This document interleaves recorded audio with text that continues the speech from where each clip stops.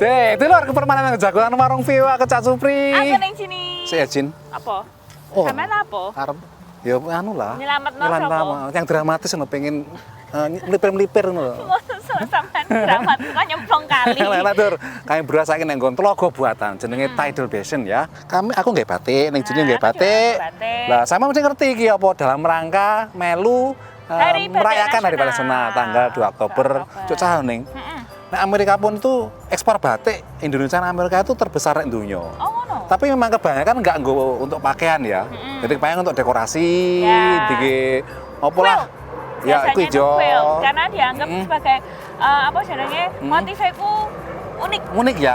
Jadi dipadu-padan terus mari ngono kok jadi selimut utawa jadi hiasan-hiasan sing liyane.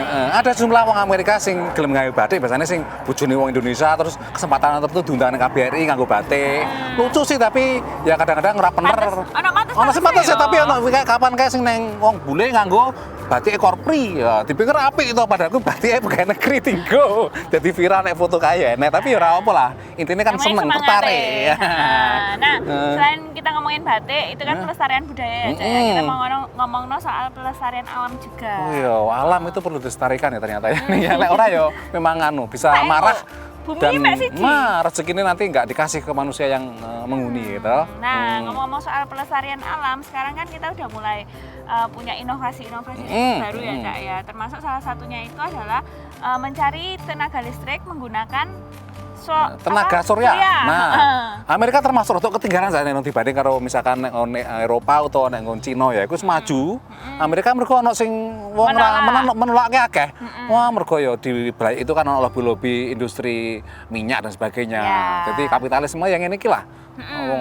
Tapi sekarang mulai ada inisiatif yang dilakukan supaya mereka itu lebih tertarik. Caranya diganti ngono. Sampai dikai kerjaan lewat pembangkit listrik tenaga surya iki. Dan iki sasarannya pertanian, kerjasama karo wong sing sawah ombo terus lek nggarap sawah ora produktif meneh disewa wae terus engko energine kuwi iso digunakno didol nang sandinge kuwi. Tantek dulur.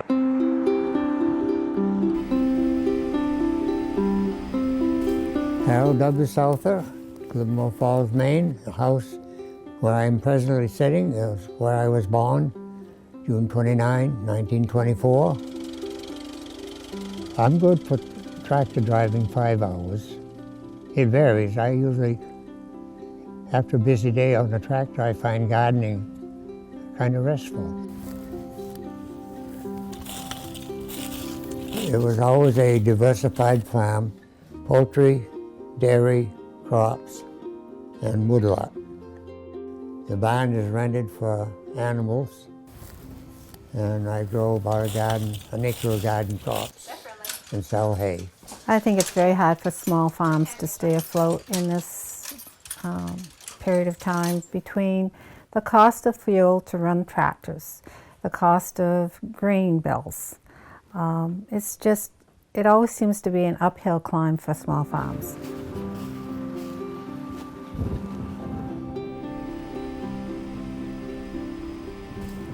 Revision builds solar projects of all scales, from rooftop residential projects to community scale projects like the one you see here. And we work with local farmers and local landowners to find places to build those projects. One of the things we're trying to do is to make sure that the solar projects that are being built in Maine are beneficial for the communities that they land in. And so we work with landowners who are looking for a productive use of a part of their land. The Southern family has been just a perfect counterparty to work with because they're well respected in the community and they've been super enthusiastic about the project. You can plant a crop of corn and hope for the best, but depending on weather or whatever, it's not a given that you're going to get income back from that. So for us to put in 20 acres to solar seemed like a very wise decision to keep our small farm afloat.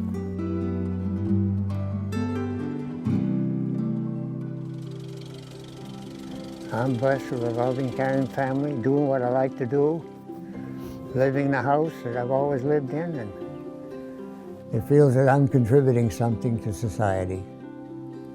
I think I contributed food and milk to society. Now the farm is yielding some power that's much needed, and appreciated.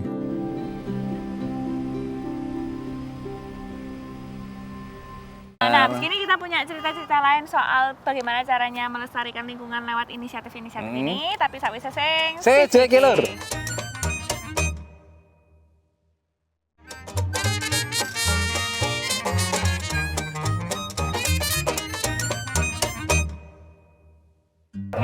Apa? Sampai belajar itu berbom karet. Ngomongnya sampai beneran. Iso loh. Iso toh? Loh, tapi jangan salah. Bom karet tuh mobil cilik tapi ku ditabrak-tabrakno karo kanca-kancane tapi ku ramah lingkungan. Listrik iku, jangan salah iku. Makanya gak iso ada-ada ya. Aku dulu ngene ning. Dulu tak delok kabeh ora enak sing mobil listrik kabeh bensin iku. Campuran nek kono ono. Ada hybrid ya. enek. Nah, kendaraan hybrid itu salah satu yang populer juga ya, Cak ya. Jadi ada yang ana baterainya tapi bisa diisi bensin. Transisi kuwi mungkin ya, dadi wong sing kurang siap ngadepi bahan bakar listrik.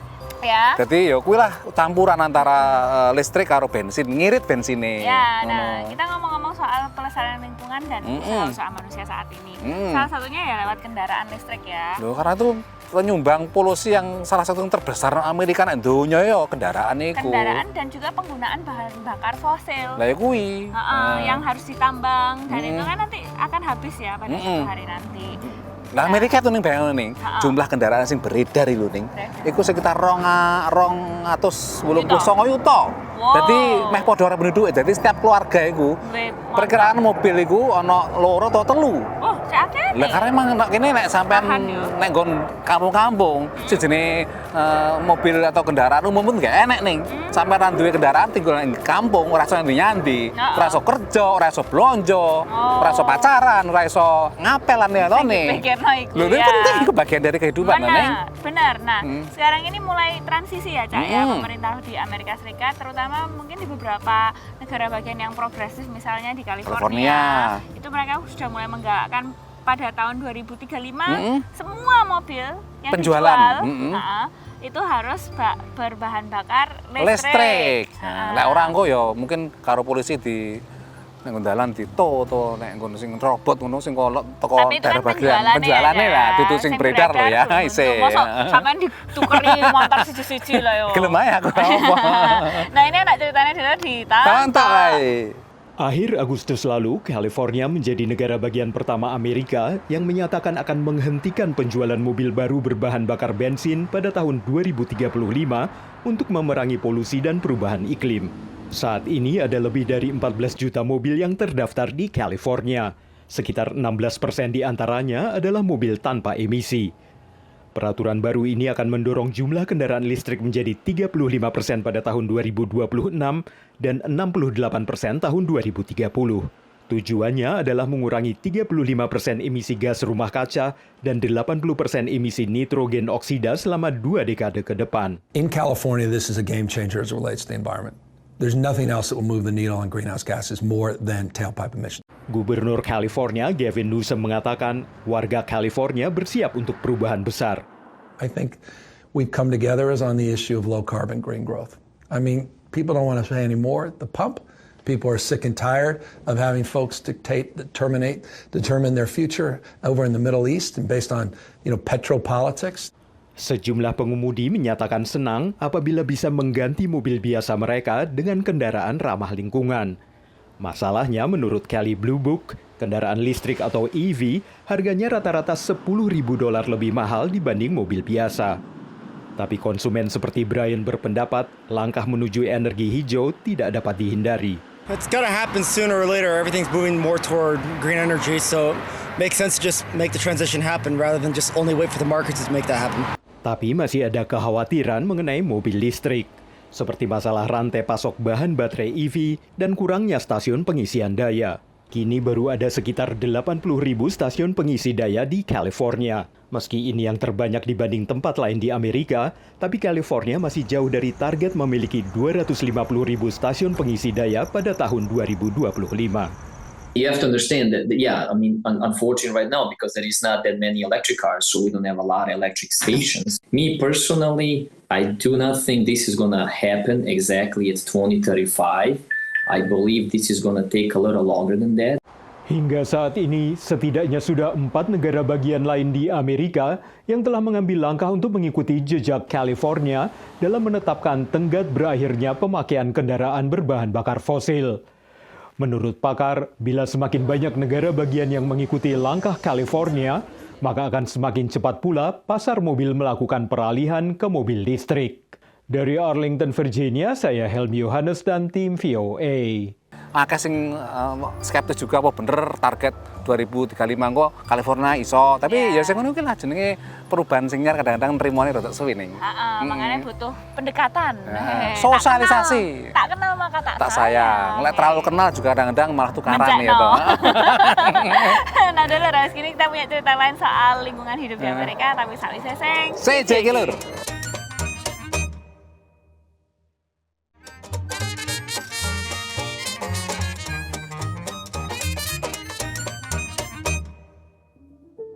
Leoneng, aku di dalam hutan. Hutan apa? Hutan belantara. Hutan kota. Ya ini godong-godong wis mulai rontok ini ya. Meskipun sebagian besar isih hijau, tapi ini kira-kira yo 3 minggu lagi itu sudah kuning dan mungkin 4 minggu lagi atau mungkin 5 itu serontok meranggas. Weh, kering kerontang. Namanya juga musim gugur. Nah, itu musim yang aku seneng ya, mergo memang udaranya itu enak ini. Meskipun meranggas tapi udaranya nggak terlalu dingin. Tapi lihat masuk musim adem, lah kuwi sing menggigil. Nah, ini kita masih lumayan santai lah pakaiannya ya. Nah, kita masih ngomongin soal sustainability atau keberlanjutan lingkungan hidup. Saya tuh kalau ngomong namanya sustainability, itu kan keingat zaman-zaman kuliah dulu kan udah berkelanjutan. Kadang-kadang kan orang bilang opo tuh kuwi, kayak kata-kata kosong. Padahal sebenarnya intinya kan enggak ya bener saja teman. Mergo sering diucapno iku lho, akhirnya terus mikir akhirnya opo kuwi, seranu ngono. Padahal penting. Dan mungkin memang konkretnya tuh belum ada ya, Cak ya. Sampai mungkin beberapa tahun belakangan ini baru kita tuh mulai sadar sakjane sing mesti dilakukan itu iki. Jadi mungkin gak kepikiran konsep-konsep tok ngono mungkin ya. Pikirnya ya bumi iki butuh sesuatu, tapi apa sing dibutuhno gak ngerti. Nah, sekarang kan mulai pilihan-pilihannya sudah melenek. Seperti tadi masalah mobil, kita sudah punya mobil listrik. Sing memang terkenal itu memang ramah lingkungan ya toh. Dan iki apa nih sing apa? Tapi selain juga mobil listriknya ramah lingkungan, penambangan baterainya itu juga harus ramah lingkungan dong. Nah, itu penting loh. Harus semuanya harus sinergi. Wah, ini bahasa lagi yang sering kalian ya. Daki-daki iki gak karuan wis. Menuke. Jadi terus piye carane iku? Iya, di California ini ada caranya. Mereka itu pengen mencari cara atau jalan menambang baterai litium bakunya itu secara lebih berkelanjutan supaya nanti itu nggak cepat rusak lingkungannya dan tetap bisa bertahan ke generasi selanjutnya. Tonton dulur. 11 pembangkit listrik panas bumi kini beroperasi di kawasan Danau Garam Gurun, California. Perusahaan Australia, Controlled Thermal Resources, sedang membangun PLTP berikutnya yang akan menghasilkan listrik dari air panas dalam bumi. Sistem ini juga akan menyedot logam berharga, litium, dan materi lainnya. We basically reduce the temperature of the brine, make renewable electricity from that 24/7. We extract the lithium and any other minerals. We have rare earths as well. Litium, komponen sangat penting untuk baterai, banyak tersedia di seluruh permukaan bumi. Even here in the United States, it's plentiful. The challenge is not just finding it and the extraction, but the purification. 3 perusahaan, termasuk Berkshire Hathaway Energy, menguji berbagai cara pengambilan dan pemurnian litium dari air tanah. Menggunakan teknologi masing-masing dalam sistem tertutup dan aman bagi lingkungan. Sebagian besar pasokan litium global berasal dari Bolivia, Argentina, dan Chile yang menggunakan metode penguapan kolam-kolam. Timbul masalah lingkungan seperti kontaminasi tanah dan limbah beracun. Sementara di Australia dan Tiongkok, litium dipanen di tambang-tambang terbuka. It makes more sense to mine lithium here in the U.S. where we have really stringent environmental controls on mining so that we don't thrash the environment. Produksi litium komersil bisa dimulai di Salton Sea, California dalam 2-4 tahun dengan potensi ekspansi. So if they get it up to about 400,000 tons per year of lithium carbonate equivalent, that's equivalent to world production. Seiring melonjaknya harga litium, bursa lapangan kerja pun terinsentif. Luis Olmedo dari salah satu LSM yang tergabung dalam Komisi Lithium Valley ingin perusahaan energi memberi perjanjian tertulis yang menjamin keuntungan bagi warga. Whether it's water, air, land, minerals, and many more things, we're not getting a return investment in our communities. Jika teknologi bekerja sesuai rencana, lembah gurun terpencil ini bisa menjadi pusat ekonomi hijau, menghasilkan listrik berkelanjutan, litium, dan bahkan baterai yang sangat dibutuhkan di masa mendatang. Dari Brawley, California, VOA. Nah, itu litium ternyata nggak mau baterai itu, baterai mobil, tapi HP yo termasuk ini ya? Iya, banyak baterai-baterai sekarang, terutama kalau misalnya sampean mau naik pesawat itu apa sih ya ngomongin, nak baterai litium apa enggak? Lah, kang bledos ta itu. Lah misalkan nggon bagasi ya, itu ra oleh iku ya. Ya kan di situ pressure atau apa namanya tekanannya beda. Oh, pemene terus sanding karo korek api mungkin bledos ya mungkin ya. Makanya selalu ditakoni. Jadi emang ya kudu hati-hati karena itu satu zat atau apalah yang gampang mudah mungkin reaktif dan mudah bisa meledak itu lho ya. Benar. Tapi gunanya akeh. Nah, memang segala sesuatu itu kalau digunakan dengan hati-hati, ya lebih banyak manfaat daripada mudarat. Oh iya benar, kalau sembrono itu ya apapun. Mudaratnya lebih banyak daripada perasaan pun kalau sembrono juga ya kadang-kadang begitulah ya. Sama galau. Oh galau ya guys. Nah, dan habis ini kita mau belajar bahasa Inggris ana tok jagat neko-neko tapi sakwise sing siji gitu lho.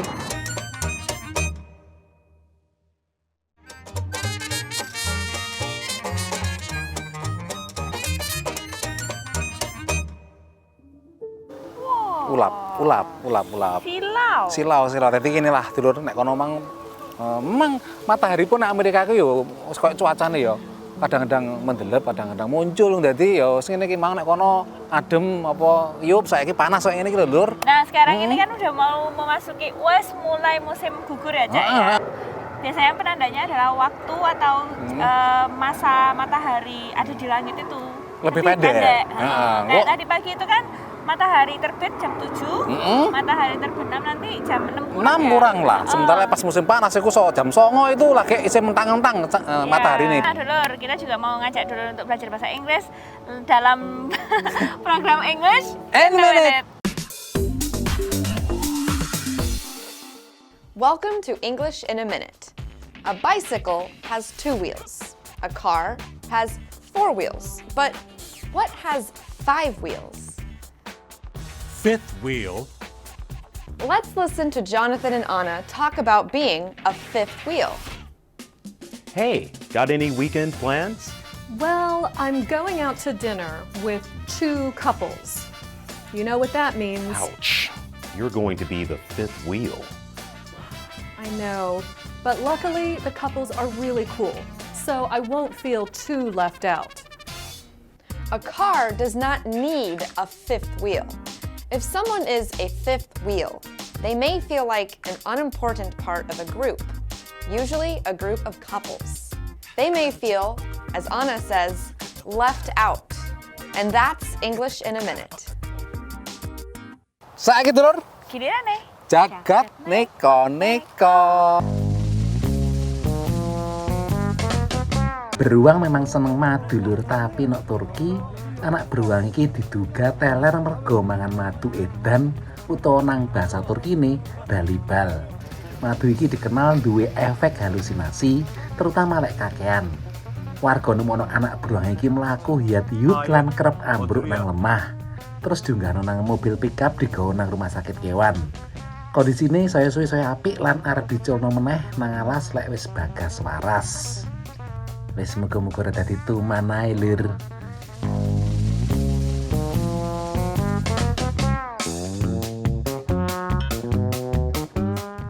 Iki robot kalau mau anggota. Ya wis sampeyan iso nyebut ngono lur. Tapi sakjane iki exoskeleton mekanik karyane Jonathan Tippett nang Kanada. Klambi besi sing iso digerakno ambek tangan lan sikil iki bobote 4.000 kilo lan kekuatane 200 jaran. Lan mecahno Guinness World Record. Klambi besi iki jarene iso digunakno nggo berbagai keperluan kaya penambangan, penyelamatan bencana alam lan liya-liyane. Ya iso nggo jaga tanduran semangka nang sawah iki lur.